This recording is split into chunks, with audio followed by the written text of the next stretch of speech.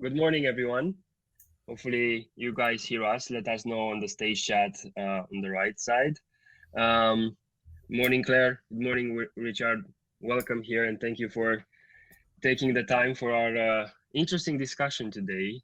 And wanted to start straight off with a bit of intro to set up the context, and then talk a bit about the agenda and what topics we'd like to tap into, and then start with a round of introductions, if that's okay. Cool. Okay, so the format I suggest is like a fireside conversation where we'll focus the discussion on the status of the market today, or the future adoption of trends and business model in 5G, and highlighting the business cases in various verticals, because we want that startups could benefit out of this session, or also investors, to see where they can both find untapped opportunities in this space. And this is why, even though the topic is, can 5G enable businesses be seen more investable in the venture space, I think by deciding to tailor the discussion more towards the market and business cases is the right approach, because this is where the market is. And you will see throughout our conversation today what elements we will tap into, because in the end, if the market is growing, more entrepreneurs will come along, more disruptions will happen, and ultimately more VCs will back those innovations as well. So hopefully every one of our listeners today can learn what does a startup need to do to tap into this market opportunity. With no further ado, the agenda I will suggest for today would be, first and foremost, to do a short round of introductions. We have two amazing guests with us today, and looking forward to hearing from them. And then we'll do an intro of the topic of today, and obviously it will be a free discussion. Each one of our guests here can tap into it. We will tap as well into the status of the 5G market, if you can call it like that, today, and discuss on how we'll tackle this topic. And we'll continue the rest of the discussion for the rest of 40 minutes we have until the Q&A, with different verticals, industries that we'll tap into. That these industries have been picked as one of the most impacted, or the ones that are predicted to be mostly impacted by 5G adoption. So that's the agenda. Let us know on the stage chat if you would like to ask any other questions, and yeah, feel free to jump with questions throughout the discussion, or leave some of the questions for the 15-minute Q&A at the end. So shall we start with the introductions then? Claire, would you like to start first with a short intro? I know you have a very rich telco career experience, and we wanted to hear some of your learnings from your previous and current role as well. So yeah, up to you now. That's putting a lot of pressure. So my title is Head of 5G Product and Partnership for Digital Catapult, and I've been with Digital Catapult for 3 years, a bit more than 3 years now. And previously, yes, I have got a mobile network operator background. So I work for Vodafone and for Deutsche Telekom. Happy to connect on LinkedIn, whoever wants to connect on LinkedIn and see everything in my profile. But I'm here today as supposedly a 5G specialist, so we'll see if we can enlighten a bit the startups. Thank you. Richard, tell us a bit about you.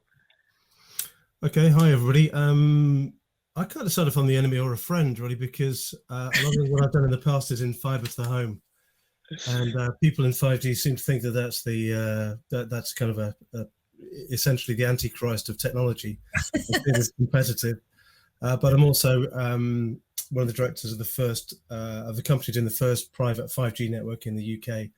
The only thing that ever matters to me is what matters to customers is what will work as a business case. I don't care if it's 2G, 3G, 4G, 7G. We saw with 4G that there was no business case for mobile operators to invest in it. They all destroyed their balance sheets by putting a huge amount of money to something that gave them the differential advantage, essentially. They just spent a lot more money to have the same customers spending similar amounts of money.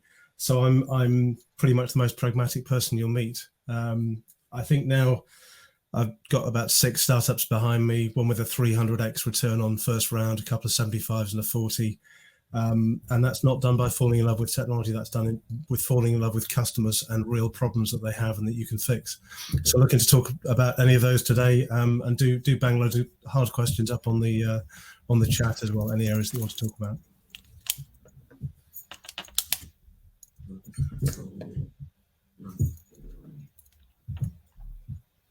One second. Do you hear me now? Yep. Yeah, yes. Oh my God. I lost my headphone connection. Remus luckily, but he couldn't hear any of my Remus, introduction, which was How a about blessing now? for him. He just doesn't realize. Yeah. I'm back in. So sorry, I missed a bit of it, but have you finished? I wasn't aware if you have finished your intro or not. I finished and you missed nothing, Remus, don't worry. No, I know you from before, no worries. Yeah, it's been a bit tricky. So yeah, thank you, Richard, as well. Yeah, on my end, I'm currently working with Wayra, leading the innovation scouting and investments team. We look for different innovation pains in Telefonica Group for from different product owners or P&L holders, commercial owners, and then we get out there to identify the best VC-backed companies that could work with Telefonica. So that's what we do today, and of course, 5G has been a lot on our radar, and we have worked with some technologies already on computer vision. We've done one investment with nuisance calling as well on 5G, which could be a premiere, and as well as all of the drone maintenance or manufacturing IoT propositions. So I'm not an expert, but I do have some sort of investor lenses and innovation commercial lenses, trying to push more startups in. And also I have an entrepreneur lens from my past experience. I've been 8 times a founder and failed 5 or learned from 5. So I'm more than excited to be here with you and learn together from our conversation. Cool. So as we're done with the conversation, let's state a bit of the context for today. So I was saying, it's something interesting about telco, and correct me if I'm wrong, both of you have tremendous experience, is that it serves both B2C and B2B on a large range of industry verticals. And if I can say maybe all of them. So any company or individual today relies on communication. And as many say, 5G has arrived and its adoption is growing more and more. We do see some gaps in the venture space, both from the startups and VC angle, but still there are a lot of untapped opportunity there that we would like to tap into today. It all comes again to the market and business cases or use cases that you want to apply towards that market. And correct me if I'm wrong, another interesting perspective throughout my experience, at least in my research, is that from a telco perspective, this 5G, like new generation of wireless communication, it might have the biggest potential in history because it's designed to accommodate a lot of over the top services, a lot of value-added services on top of the network to make the most use of it. Therefore, there's lots of opportunities for startups to tap into. And of course, that already can be seen throughout various technology adoption cycles. Computer vision, from what I've seen, or IoT, immersive reality. So this is very exciting to hear from you. How are you feeling this 5G deployment will impact, or show opportunities towards the startup space? How are you feeling that compared with other generations of wireless communication is so different? Shall I take this Feel free. one? Yeah. Okay. If you look basically at the story of mobile telecommunication development, so from 1G to 2G, 3G, 4G, 5G, it was really geared when it was incepted. The first generation it was really geared towards the consumer market and interpersonal communication. And wasn't at all, I mean, a bit of the business market for business people to talk between one another, but it was really interpersonal communication. Then there was the advent of data on phones with smartphones, but still it was very consumer market. And for the first time, this generation, the 5th generation, has been designed for the industrial or business markets, and has really taken into account from the start, from the conversation started 12 years ago on 5G, where industry was invited and to participate in defining those standards. And so the 5G really aims at answering the telecommunication need of that market. And it does it in such a way that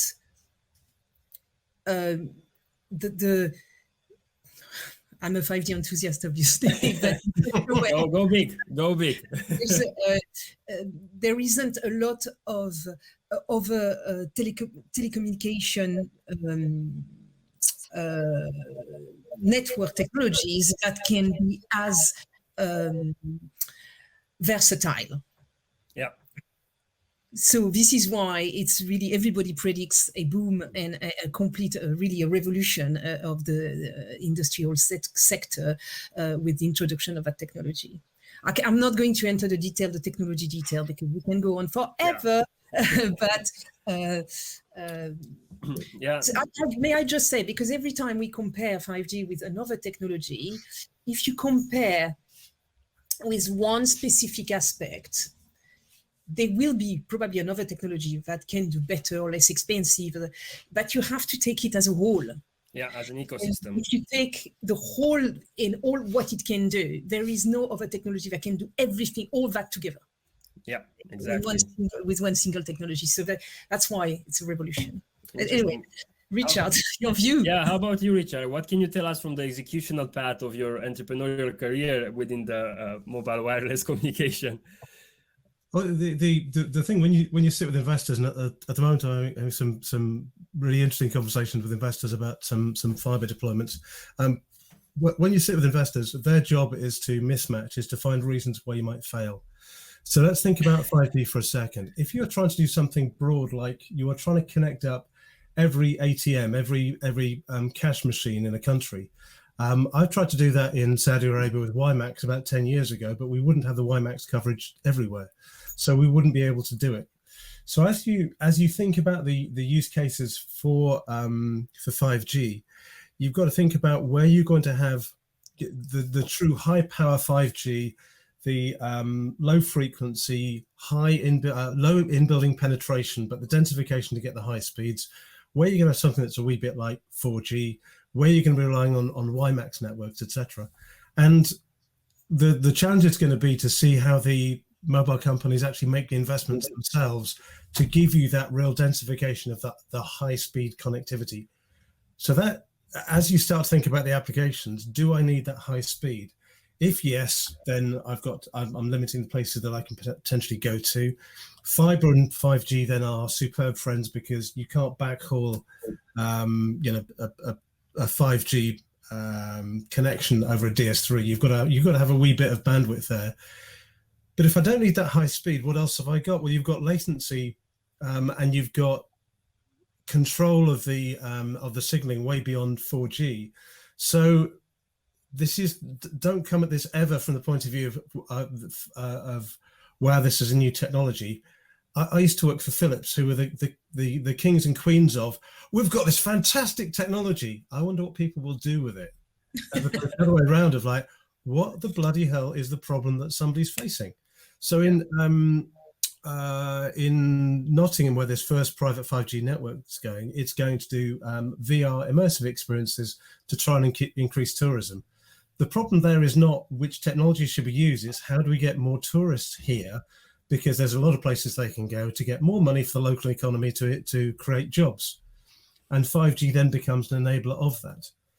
But 5G also is a superb supporter of LoRaWAN and other low power networks, which then starts to move the internet of bullshit, as it has been for a long period of time, into being really the Internet of Things, with stuff actually starting to move forward, and smart cities genuinely becoming smart cities, not, you know, weird places like Milton Keynes, which will price up, even though they're allegedly a smart city, they'll price up their parking to encourage everybody to drive in and try and be there for 8:30, because that's when the cheap parking is. So they are essentially not doing things as a whole. So some really exciting stuff we can do, but we have to be practical about what am I going to get where, and what's the pain point that this is resolving.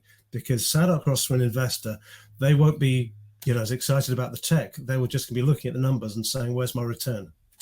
Exactly. And yeah, very good point on that to build on, because, you know, VCs are waiting for that sweet spot moment, apex moment in this technology adoption cycle to see, okay, is your technology going to scale in the next 10 years until, you know, as far as they look for an investment to exit. So, but from my perspective, VC wise, I haven't seen yet a 5G first VC, someone who would be industry agnostic but focused on 5G, even though I've seen in New York one fund that is purely focusing on computer vision across verticals. So and that obviously will be enabled by 5G tremendously. But yeah, so that's something interesting I haven't seen yet in the space. And I've been looking actually at the corporate VCs latest deals, especially telco corporate VCs, right? That could look more at 5G, but they're not yet active as commercially as everyone would like, and both VCs and startups, but they're more at the moment investing in knowledge gathering or insights or fear of missing out. Because when you see in the space the term about investment in 5G, I've been looking at last night at Google News Trends. Most of the topics or articles are about investment in infrastructure, not investment in many companies. And even if you see deals happening, looking at Qualcomm's Ventures latest investment, it was a deep network solution for deploying more efficiently 5G. So it's still there. It's not yet an over-the-top solutions that could unleash the network. So that's very interesting to see in the market. And then on the startup side, what I've seen is either there's 5G first or 5G focused startups that are coming to the market. But what's also interesting is seeing startups that are already mature in the market in a specific industry, especially manufacturing, that they already see 5G as an enabler of their proposition to expand that market size for them and tap into new business model and opportunities. But yet we haven't seen much commercial traction yet, to be honest. And this is maybe where the unknown is, right? So how would you see this typing? When would you see this typing point happening? Should we give it like 1-2 more years, or what will be your timeline from your both experiences? I think I've been waiting for a tipping point since the late 60s. Yes, everyone. They talked about networks, and I've seen a picture, and it was a cathode ray tube, a black and white TV. And I loved it when they on the previous talk that the guy was talking about a black and white TV with a circular aerial. I bet there's an awful lot of people on this who've never seen a black and white TV.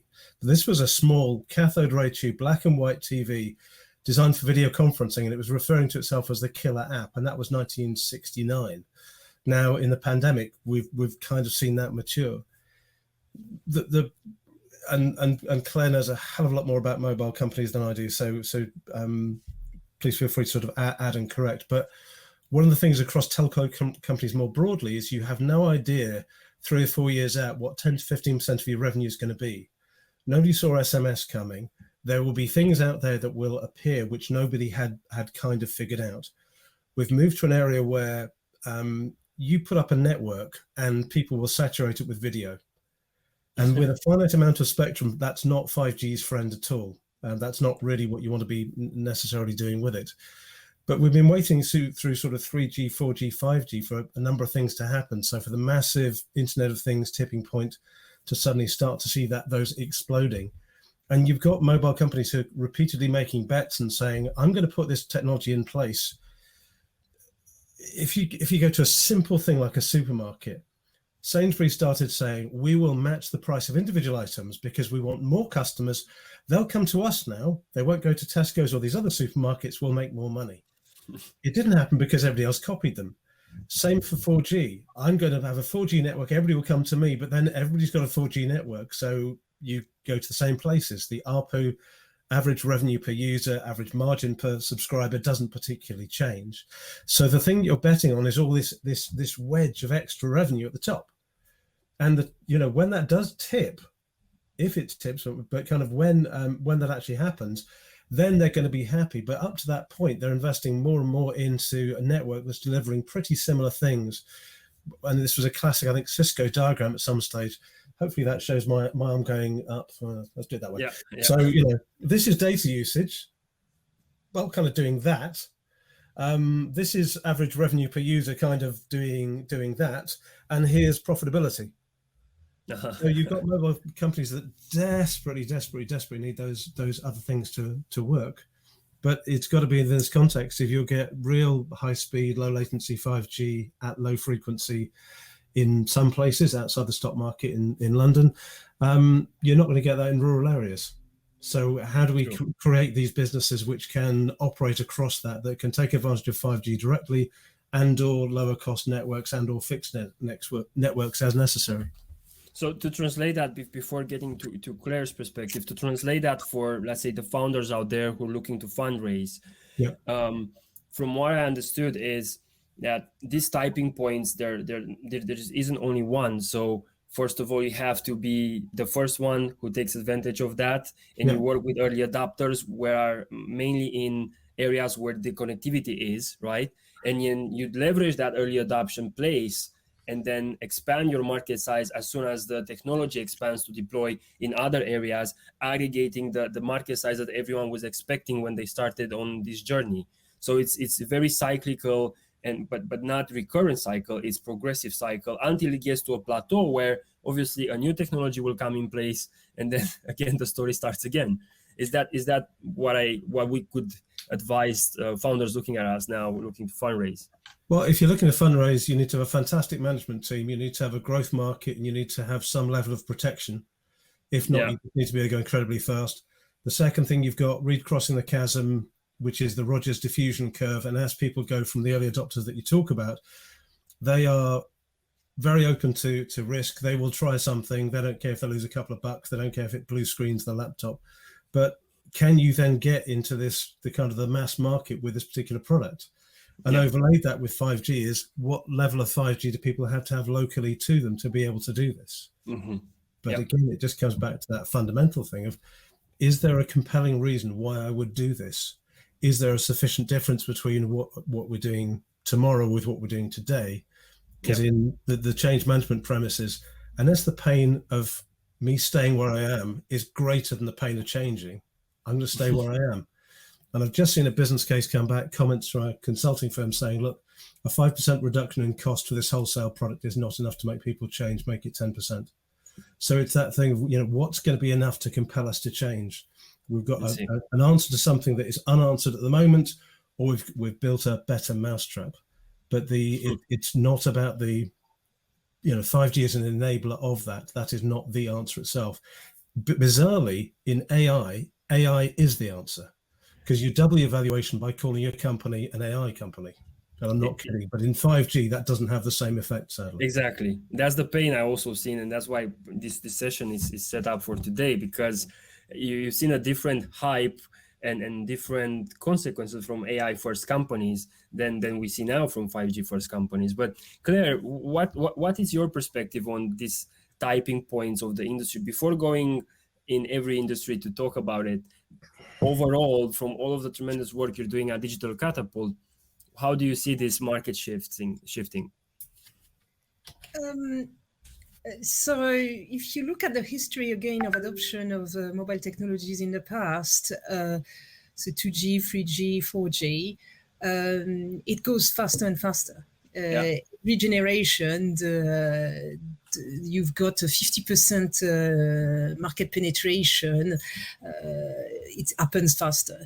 So generally it's twice faster. So 3G was twice faster than 2G, and 4G adoption was twice faster.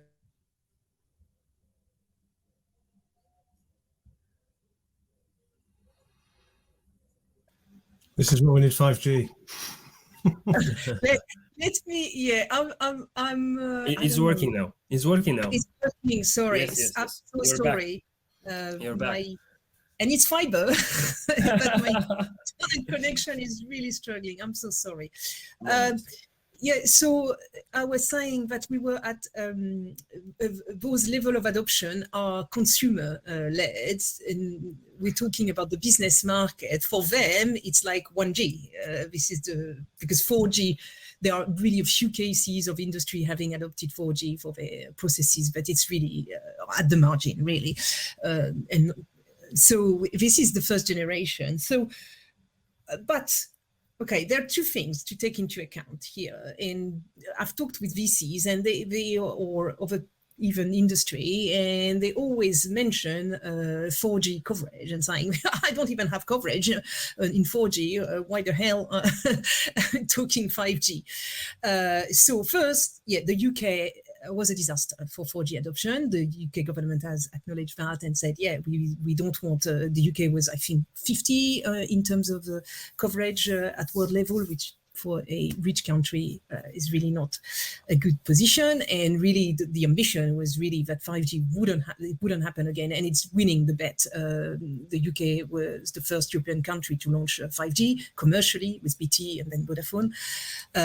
So it seems like from a network point of view, network operators point of view, this time they're really on it and they're rolling out. Now the target is to have by 27, 50% of the population covered. So that, and population, not territory. So that leaves out a lot of steel, and even 27 is extremely ambitious and probably won't be reached.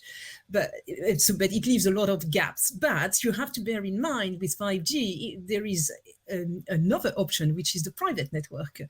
And you don't need a network operator. And the UK is particularly well placed because Ofcom, the regulator, has allowed for industrial stakeholders to buy private spectrum, which was the missing piece. You could buy your private equipment, you could buy everything, but if you didn't have the spectrum, and it was until now it was a monopoly by the network operators, you couldn't do anything. But now you have that, and it's a very reasonable price. So based on that, we can expect really a kind of two routes here. One with the public networks, which is going to take its time, but there's the private network where it's going to go much faster. There are other problems, but there's device availability. It's a big problem even for private network, especially for private network. Even equipment, 5G equipment at the moment, Nokia and I mean the whole world is running out of semiconductors, and there's no enough components, and the big OEMs can't produce enough 5G equipment. So I know Nokia is they're all it's a bit of a struggle, but this is just anecdotal, I would say. The market will catch up. So there's this other strand of 5G deployment going through private networks. So this is, I would say, when you talk to a VC, this is the number one thing to make them aware is that it is not a mobile network operator play. It is a private network operator play, which is probably going to be led by system integrators. They have a massive, and they have money and knowledge, and we work, for instance, with Deloitte on Spring.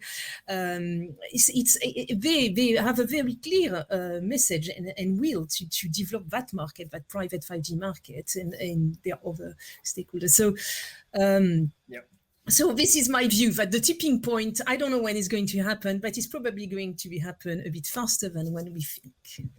Yeah, and amazing point with these two directions of it, because I mean we see the same aspect in Telefonica. Whenever we have a concrete client that has deployed a private network for their factory or for their logistics center, etc., then it's the right time to look for the early adopter companies out there that could come and enhance or leverage that private network, because in the end they whenever they deploy it, they need to see the ROI on that investment within their factory processes, etc.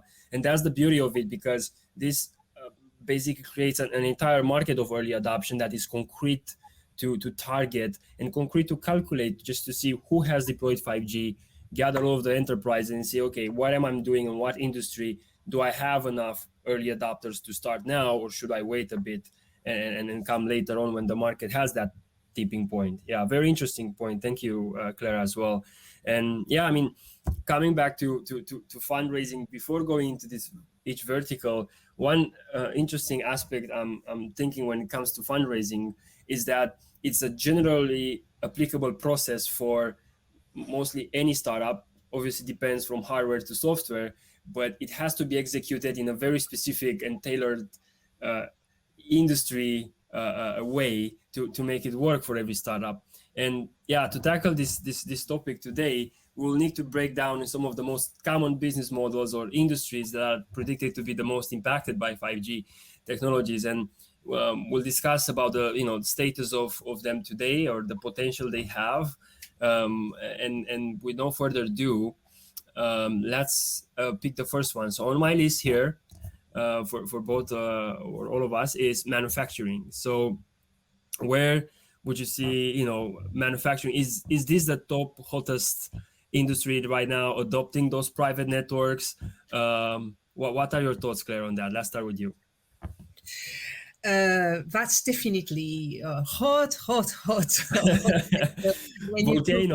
It's volcano. When you talk to your industry, I mean the technology providers, the Microsoft or Amazon or Deloitte, Telefonica, manufacturing is the first sector. It's quite. It seems quite obvious because. It's you would expect a factory owner to have an estate, a physical estate that they manage completely, they own and manage completely. So this is actually the perfect setup to bring a private network. So you're not dependent on public network deployment. So you get this perfect network, the ownership and control of an estate. There is a need for high speed, and we published a report called Made in 5G 1.5 years ago, almost 2 years ago, about the use cases. There are literally dozens of potential use cases in a factory, from immersive for quality control, robotic arm, warehouse management. There's really a lot. So it seems like the ideal playground to start with. Now, industrial stakeholders may say, a bit different, and they say, it's not that easy. I mean, I cannot change my production line like that. I can't change. It's a different ball game. But definitely, yeah, it is a hot topic. I don't know, Richard, what you think. I've got some very relevant experience from 1986 to 1990 when I was working automating factories. It might be slightly out of date. The fundamental thing, I think, is that there's some parts of what you do in a factory which cannot use 5G from a safety point of view. So in the same way as having your fire suppression system on 5G would be seen as probably a no-no, they're just about able to do that on fiber. If I have an emergency stop next to a machine which could crush a human being, I really don't want to have that on a mobile network. That's got to be hardwired. But apart from that, there's an awful lot of effort's been put in over the years in trying to improve the efficiency of factories, obviously improve quality control, move stock around. And there've been so many different technologies trying to resolve this, through to even identifying pallets by drilling holes in a piece of metal, shining a light through, and basically having a kind of binary code as the thing goes through, which seems prehistoric now to compare to what we can do. So yeah, I think manufacturing is definitely going to be a hot area. The private 5G network is ideal for that. But then it's a question of what you see in a smart city as a problem will be the same problem in a factory. In a smart city, somebody is saying, I want to resolve a problem with water, and somebody else has got a problem with electricity, and somebody else has got a problem with gas. If they get together, you get a properly integrated solution. So in a factory, you've got to get everybody together to go, right, we're going to put this network in place. What can we not change? And what then can we change? And so if you are in sort of startup land and you've got one particular part of a factory that you can help, that doesn't necessarily, it's not a perfect situation. It's good, but not great, because the factory itself really has to make this change in one go. So for new factories, new warehousing, it's probably an easier sell into existing ones. But yeah, definitely a hot area. Yeah, very interesting points from both of you. And if the digital transformation of cloud and AI in enterprise took so long, right? I don't want to imagine in the manufacturing industry where we have so many layers, both vertically and horizontally, how long would that take? And this is where I wanted to make a point, because it's not enough to identify a use case in the market. It's also about how do you get into that market to drive commercially the adoption as a startup.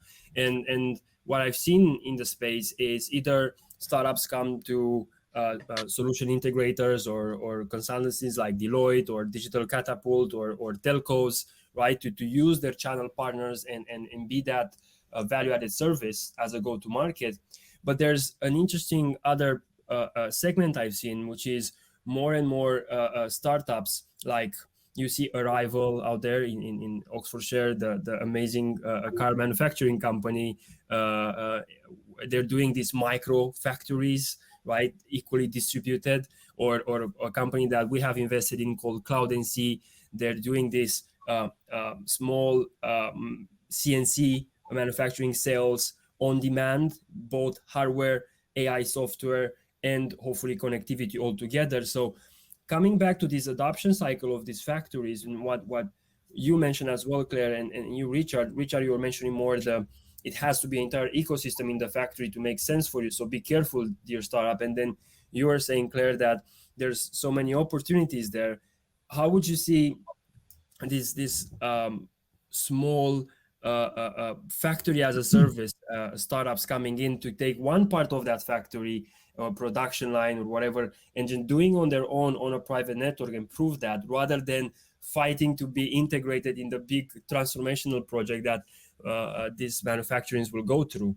Well, think about that compute numerical control machine manufacturer who's got this small machine. They may have this fantastic vision. We will produce small factories, and anything you order from Amazon in future won't be sent from Amazon. We'll make it locally to you. So there'll be a local factory with 3D printers and our CNC machines in it, local to everybody. Mm-hmm. Honestly, it's going to happen. Yeah. But to then go and sit in front of a VC and say, I'd like £50 million today, please. Exactly. They're going to kick your ass and throw you out.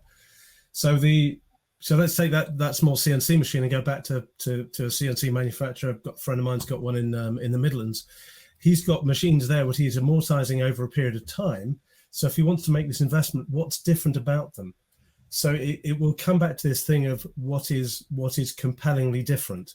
With 5G, you can do over-the-air updates, but over-the-air updates of what? In a car, that makes a massive difference. My friends, Tesla overnight gained 0.9 hours to 60. But in a CNC-controlled environment, I'm not sure what necessarily is going there. So you can locate these things in new places, but it comes back to the use case. I am such a boring pragmatist. Ugh. But, I'm the person who loves this technology but wants to see it kind of succeed. And there's this push and pull between those aspects. You see. How about you, Claire? Do you see a potential sub-market in these startups coming in to produce these sales as a service, and rather than fighting to be fully integrated in a digital transformation of a manufacturer? I mean, it's sad, but the less disruptive, obviously, the easier it's going to be adopted. So it's a bit sad, because if you're a startup and innovator, you want to do big things. But I would say, for instance, those augmented reality goggles to do quality control, this is really, it doesn't really disrupt your production line. It's not a massive investment. It's easy to train your workforce. So for instance, I'm thinking now, if you're thinking of having the full-blown dream on a 5G factory is a factory on wheel, because with 5G you can absolutely mobilize everything. So your conveyor belts, everything, and it's all, you could have you add an AI thing on top, and you've got a dark factory. There's no human beings, and there's orders coming in, and the factory itself will prioritize and pick things in a warehouse and organize itself to produce whatever things, but go at the end, imagine that. If you're a startup in that, you can count several decades before you go really mass market. So I think it has to be a mixture of realism of, okay, what's the less disruptive, but also I need to make a bit of money and I need to be a big project. So it's little steps. If you look at this Everett Rogers curve that Richard was mentioning, 5G, we are at the very, very beginning. There's almost zero company at world level who have adopted 5G at scale for their production. So, but those first adopters, the innovators, are incredible risk takers. Yeah. So this is the companies you need to find, and this is probably where you can, those risk takers, you can start to do something a bit, ambitious, but a handful. You have to be very realistic. It's a handful. The vast majority will go tiptoeing. Yeah, indeed. Very, very, very well thought on both of you. And actually talking more about realism and something that is, again, very hot in the space is transportation. And what I've researched about it to prepare for this session was fascinating to find out that finally the early adopter subsegment of transportation for autonomous vehicles is the construction industry, because you have a safe perimeter to let your toys play, being self-connected and do the job. And that would be probably the setup or the infrastructure that lots of other segments of transportation will learn from, because you were talking about scale, right? And autonomous vehicles, especially the ones that we see out there, like an autonomous Uber or Teslas out there, will not be safe to be deployed until this will reach a mass scale. So how are you seeing this transportation industry from the 5G perspective? Who would like to start? Claire?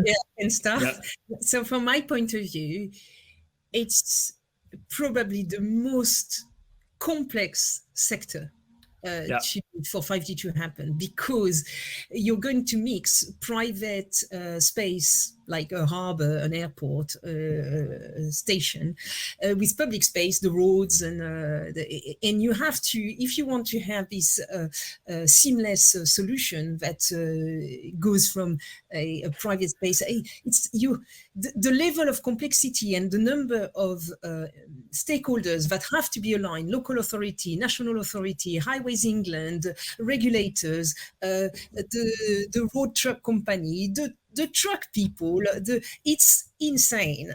So everybody's saying there's a lot of the V2X is really the big application everybody is dreaming about. And when I was at the last Mobile World Congress in Barcelona in 2019, on the Ericsson stand, you could pilot a truck that was located in Sweden on a car park. I've seen that model, remote driving. Yeah, exactly. I've seen that model. You had a 5G video, so you were in the cabin and you had really instant. You didn't have haptic feedback, but at least video feedback of you driving the truck. And you could see, you could see you moving. I mean, I think it was 2 kilometers per hour. It was very bad. Yeah. So that's the dream, definitely. But this is so complex to make it happen. So complex. It requires so many different stakeholders to be aligned. It's going to be baby steps. Yeah. Tesla's ambition wasn't to get down to 0 deaths on the road; it was to get to 500.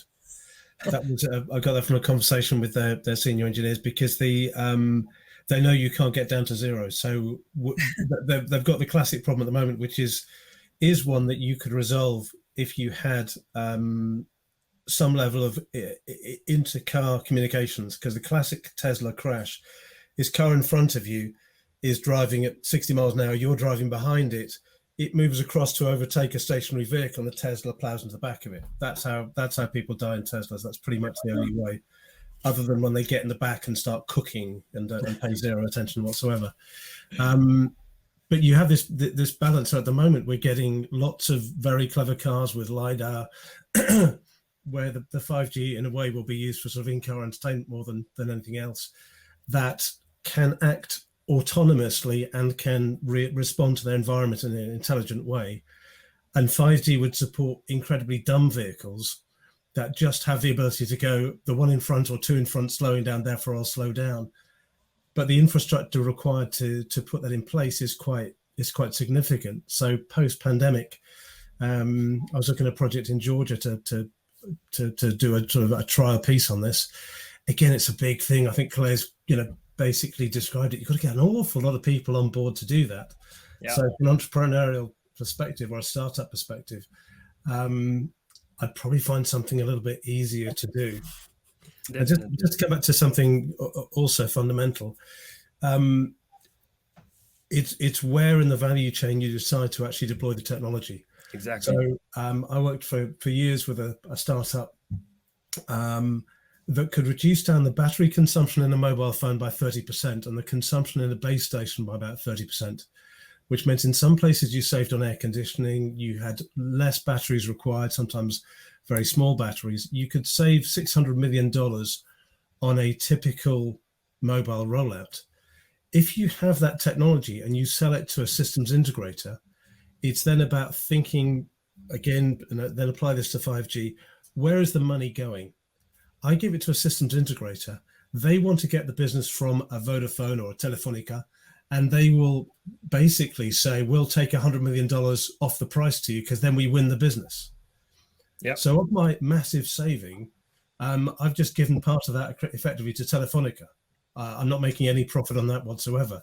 And at one end of the scale, you could be selling a component into somebody at 50 cents, which is deriving for the end customer a huge amount of money, but you're not part of that conversation. So it's another thing to kind of layer over the top, is to think about, well, where is the pain point and how do I get the money that they have on their table into my pocket? Yeah, very interesting point. Yeah. I really like that. I took notes of where in the supply chain you're looking to act. It's so important, especially with such big ecosystem of supply chains intercoming together to make this happen. Yeah. So yeah, very interesting. There are a couple of questions that we have received. So and actually it was on my industry list. What's happening in healthcare and what do we feel about healthcare? Probably we have some healthcare companies today here. So what's interesting, I mean, my 2 cents on it is you can see, personal devices getting more and more closer to us to gather more and more data about us. And therefore you have other stakeholders looking at predictive medicine, and he's becoming the salvation of our humankind, as they say it. But then on the other side, infrastructure wise, in hospitals, you see companies like also VR innovating with remote surgeries or training that only 5G would make that happen. You're in the middle of a surgery and you need to be precise with your actions. So how do you guys find the healthcare space? Well, this is one that I'm very actively involved in, and I'll just give you a couple of examples. I think this is how these things should always be pitched. Find the big numbers. Don't get bogged down in the technology. Find the big numbers. Mm-hmm. So C2AI is probably the leading healthcare AI company in the world, resolving issues such as, in terms of triaging the elective waiting list in the UK, it could save 1,000 years of surgeons' time, halve mortality and halve complications. It could save 70,000 lives in the UK a year and up to £3 billion of direct in-year cost to the NHS. That's the big thing. I haven't told you how it does it because if I'm talking to a VC or an investor, that's the thing that they particularly care about. The downside is working, it depends on the area you're working with and what the pain points are.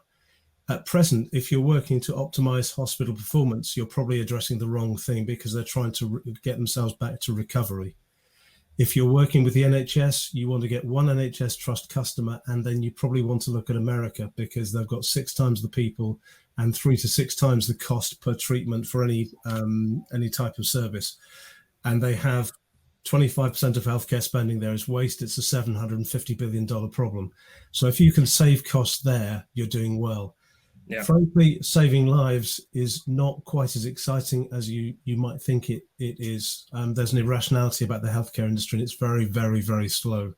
So the NHS is a great place to get as a kind of badge.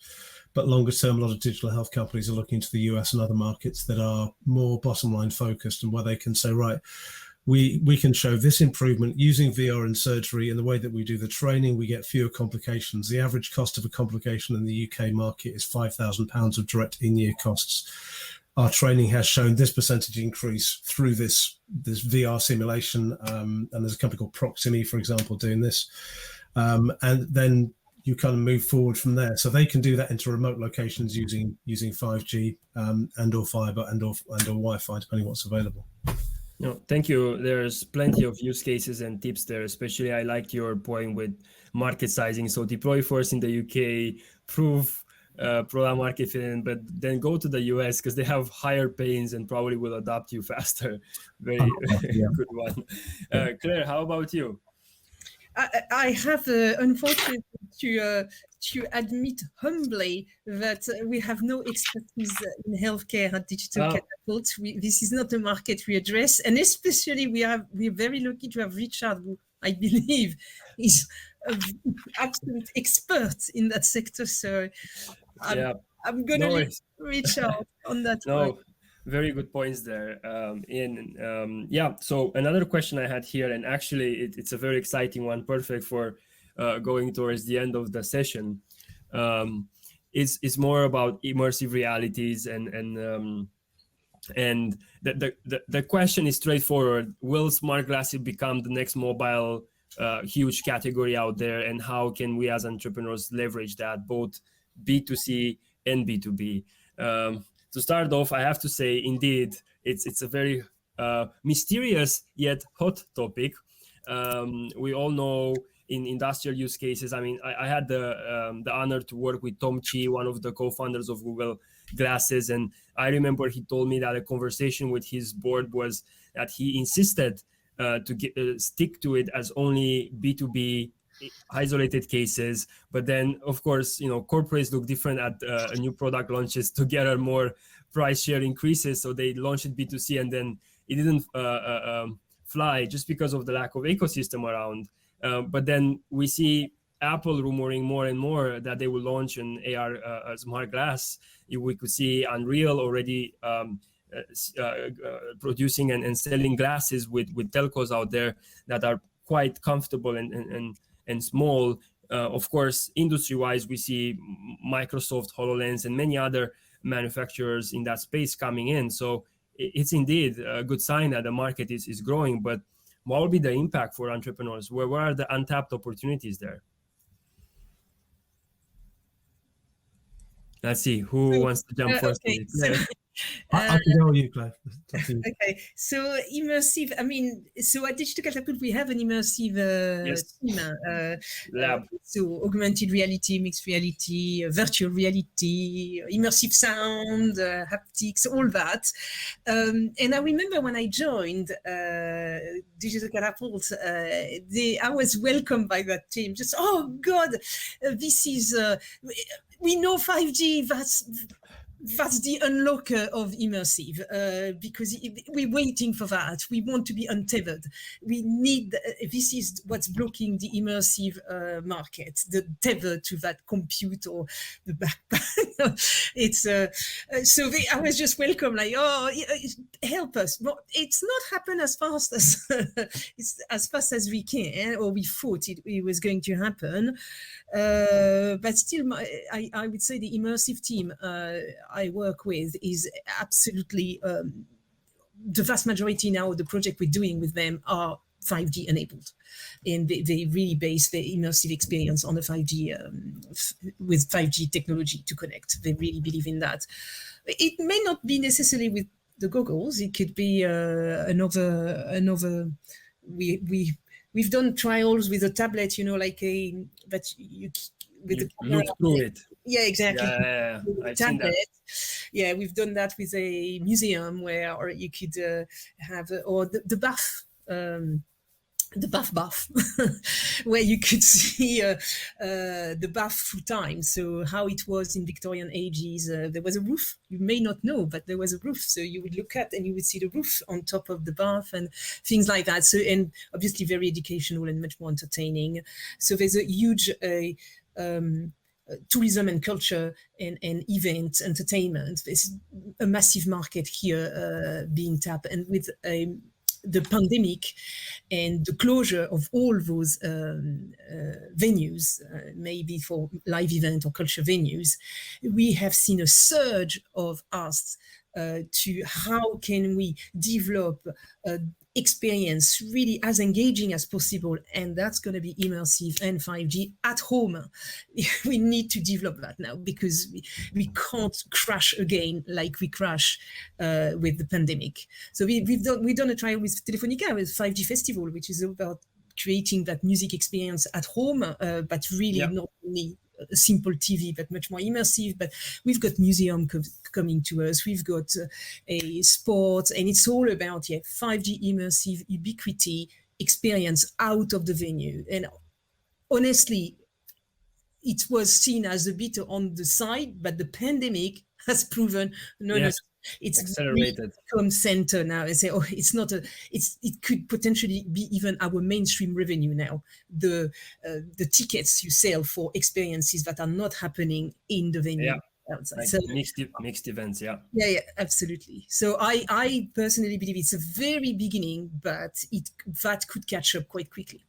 And before you, Richard, continuing that, indeed, it's a very promising beginning and accelerated beginning. Yeah, I'm an early adopter of Oculus VR headset, and when I saw Oculus Quest 2, I was super happy because I don't have to stay plugged within a cable. But yet I feel, I had to change my Wi-Fi router because it wasn't that powerful to give me that total experience that the hardware and software have worked for. So that's why even for gaming or high fidelity type of softwares deployed in both mixed and virtual realities would be a tremendous push. But where are those gaps, Richard? Where do you feel those gaps are? Well, I think so. That's a great answer by Claire on the immersive experience. I'm going to buy a pair of glasses as soon as I can that's of the right quality. But on any technology, if you look back at operating on people's eyes using lasers, that used to be a room full of equipment. But then as the price came down and the power of LEDs improved, you could use laser diodes to actually do that same operation. So for a headset, I need to have, if it's unplugged, I need to have lightweight batteries with sufficient capacity. I need to have sufficient resolution in front of me that I can get the right level of quality there. So it's about, are the screens right? Is the battery right? The Wi-Fi right? Is the connectivity to the home correct? How do I deal with, I play Apex Legends because I'm a very sad person. I get 6% packet loss to my local London server. I'm on 350 meg and I get 6% packet loss. That's unacceptable. With any technology you're looking at, any business case, just look at that. And if you look forward, that's when you make the difference, because you go, today we can't do it. Maybe it's because the price is at £500 for the glasses, say, but when it gets down to £100, and when will that happen? How many do I have to produce? So it's a great question. Just look at the underlying elements and where they're going. Thank you, Richard, and thank you both, as well as thanking to our viewers today and for your interesting questions. Some of them quite challenging. I really enjoyed them, and if you have any other questions, feel free to reach out on our LinkedIn's or reach out to Wayra's team or Spring's team or Digital Catapult's team. I mean, we're here to support ambitious founders like you guys, and looking forward to our next event, and keep in touch till then. Thank you, Claire. Thank you, Richard. You're welcome. Have a lovely afternoon, continuing our great event, and thanks to our great Wayra team to organize this. Thank you.